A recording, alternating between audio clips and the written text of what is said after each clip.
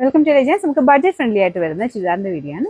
നമുക്ക് first one വരുന്നത് green ഷെയ്ഡിലുള്ള item കേട്ടോ. സെമി സിൽക്കിന്റെ ഫാബ്രിക്കിന് ഒരു ചന്ദേരി ബ്ലെൻഡർ ആയിട്ടുള്ള മെറ്റീരിയൽ ആണ്. റഫായിട്ട് വാഷ് ചെയ്ത് ഉപയോഗിക്കാൻ വരുന്ന പാറ്റേൺ ആണ്.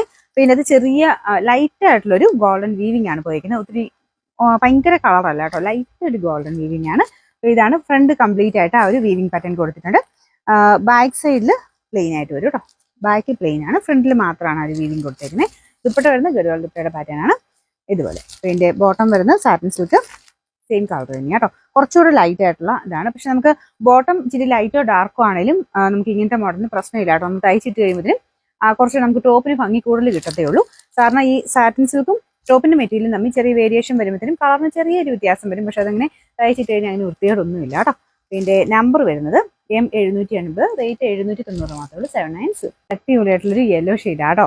ഭയങ്കര ബ്രൈറ്റർ അല്ല, എനിക്ക് തോന്നി ഇതിൻ്റെ അകത്ത് കുറച്ചൊരു വെട്ടക്കൂടലിന്റെ ഇത് കാണിക്കുന്നുണ്ട്. ഭയങ്കര ബ്രൈറ്റർ ഷെയ്ഡ് അല്ല, ഡാർക്ക് ആയിട്ടുള്ളൊരു നല്ല യെല്ലോ കളറാണ്. ചെറിയ ഗ്രീൻ ടോണോടെ മിക്സ് ആയിട്ടാണ് വരുന്നത്.